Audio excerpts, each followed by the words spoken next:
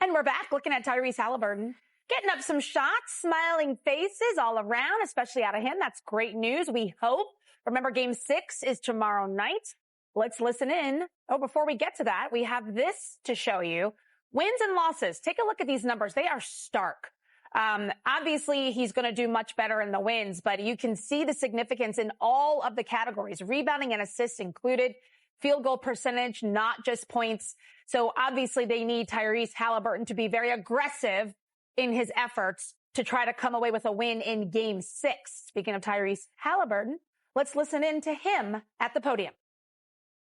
Center.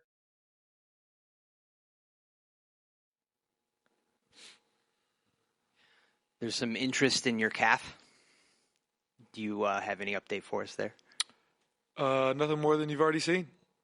I practiced today, did what I could. I know Coach just told you guys what the process will be tomorrow for me to play, and we're just taking it from there. Are you dealing with a strain? Yeah. Okay. Tim, here front. Tyrese, obviously you want to play. Everybody always wants to play. And it is the finals, which only makes you want to play more. How smart do you have to be, I guess, in this situation? Or are you not even thinking in those terms at this point?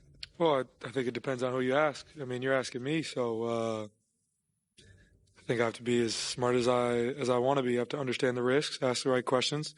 But I'm a competitor. I want to play. I'm going to do everything in my power to play. And that's just what it is. But, I mean, I think the answer to that is dependent on who you ask.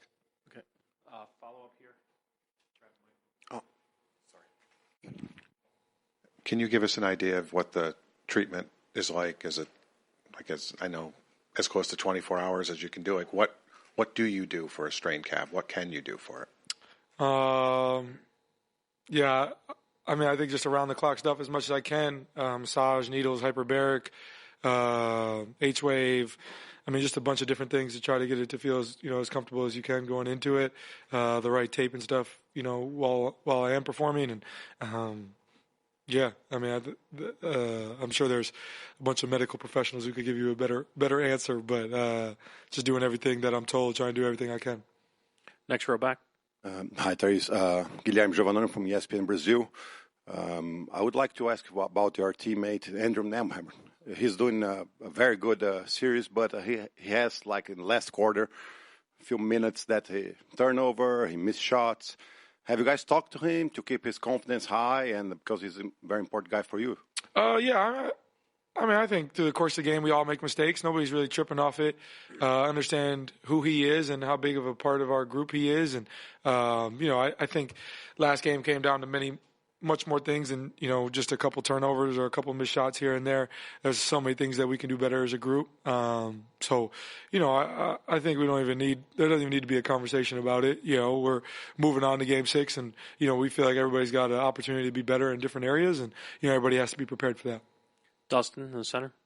Just to kind of clarify the timeline on this whole thing, I mean, you just generally referred to it as lower leg, but I guess, was it an ankle after Game 2 and was it a calf after Game 5? I guess were those two completely separate injuries? Had you been dealing with the calf at all before Game 5, and that just become, I guess, when you tripped trying to drive on Chet there? Yeah, it sounds about right. Yeah. Any other questions? All right. You got him follow up? Dustin, one more. Sorry, Ty. You've talked before about the situation when, the staff kind of saves you from yourself, basically. I mean, just how much trust, I guess. I mean, you obviously have a lot of trust, but I mean, just what have those conversations been like over time when you've dealt with various kinds of injuries? And obviously, how much trust have you sort of gained the medical staff and in its opinion and when it comes to situations like this? And like you said, sort of taking care of you, make sure you don't go beyond what you can do. Yeah, I have a lot of trust in our medical staff. I have a lot of trust in our organization to make the right decision. I think, there's been many situations through the course of my career where they've trusted me on my body. And I mean, you're here more than anybody. I'm questionable from time to time throughout the course of the season, and they trust me to make the right decision on my body when the power is in my hands. And I'm going to try my best to do that. But I mean, you understand, I want to be out there, and that's the plan. Michael, last question here. It's real quick, Tyrese. Thank you. It goes without saying, maybe, but if this was regular season, would you even think about playing? And does it feel like something that would keep you out for a week or 2 weeks? Or how does it feel in that context?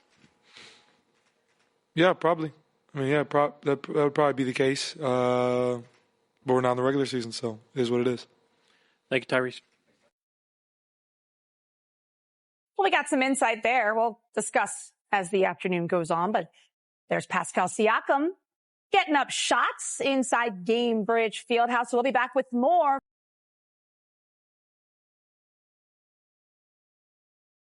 Make sure you tune in tomorrow live at Finals Game 6. Coverage starts 7 p.m. right here on NBA TV. That's pregame and postgame coverage only with Jared, Isaiah, Smitty, B. Wood, and our own 3D. Speaking of 3D, he had a chance to catch up with Myles Turner. All right, Myles, I'm going to get right to it. We spoke a couple of days ago. You're the longest tenured guy. Are you ready to go on vacation? Not just yet, partner. I think it's been a long and grueling season, but it's all for the moments like such. So I think we're excited for the opportunity, and obviously get to play in front of our home fans. So we're ready to roll. Speaking of your home fans, Game 5 in OKC was crazy. How big is it for tomorrow night for it to be crazy in this building? Oh, it's going to be. I have I have the expectations that this is going to be the best crowd I've seen in my tenure here. Just the opportunity to to get to a Game 7. It's a finals game in Indianapolis, so I expect nothing less. I was just mentioning that J-Dub got off to a fast start. He got downhill. How big is it for you guys to guard your yard and not let him go to a fast start? Yeah, it's a team effort. It can't just be one guy, especially, how fast those guys are, how dynamic, those guys are able to get downhill. So it's just it's going to be an overall collective effort to slow the guys down. Is it Rick or is it the point guard? When you guys watch Game 5, it was the turnovers. If you take better care of the ball, you should be able to be in the ball game, right? Absolutely. You can't have 25 turnovers for 32 points. So, whatever it is, they got 12 more shot attempts than us over the course of the game. So, yeah, it's not just the point guards. It's on everybody to secure the ball. It just goes back to the fundamental of YMCA days, man. 2 eyes, 2 hands, just deliver the ball. What can you share? I know it's probably a game-time decision about Haliburton and what he brings to the table. If he doesn't play, what does that mean for the team?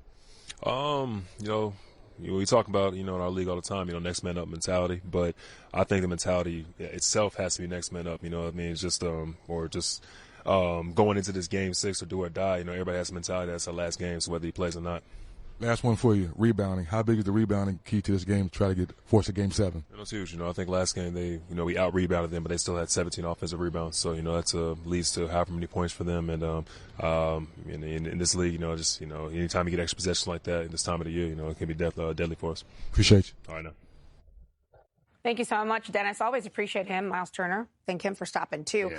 So, GA, when you hear Myles Turner talking, do you sense any wavering of confidence at all, knowing that there's a chance there may be not a Tyrese Haliburton? No. I think a lot of their issues are somewhat self-inflicted. Mm-hmm. Listen, the OKC is going to create some turnovers. They're just that good defensively. Yeah. But if you go down as a coaching staff and team and you break down that film, you'll see multiple times where they had breakdowns in terms of missed assignments, a lack of discipline, or a lack of force. And so what you want to do coming back home is try to clean some of that up. Mm-hmm. And you would expect that your energy, your activity, your physicality will rise. And especially when you factor in that sense of desperation, knowing if you lose this, the series is over and they're going to be celebrating on your home court. So you don't ever want that scenario to play out. And the reality is they, just like OKC, they're both good enough to win without their best player one game. Right? It's not like you've got to play the whole series or a whole season without him. So I don't think they'll lack confidence, but they're going to have to play better. They're going to have to figure out a way to kind of contain what J-Dub was doing in terms of his attack downhill. Yeah. They're going to have to defend the three-point shot a little bit better. And ultimately, though, the 2 areas where they've got to be better is turnovers and then taking care of the defensive backboard. Those are 2 areas because those are just extra possessions you can ill afford to give up to a team as good as OKC. So when you look at Tyrese Haliburton, we obviously know he's injured. They're saying that they may not know anything until tomorrow afternoon or evening, right? Mm-hmm. What are the chances that he does not play? I can't imagine he would not play. Well, I think it's dependent upon the severity of the strain. I think that's ultimately what you have to look at. Listen, that the calf strain is oftentimes tied to your Achilles.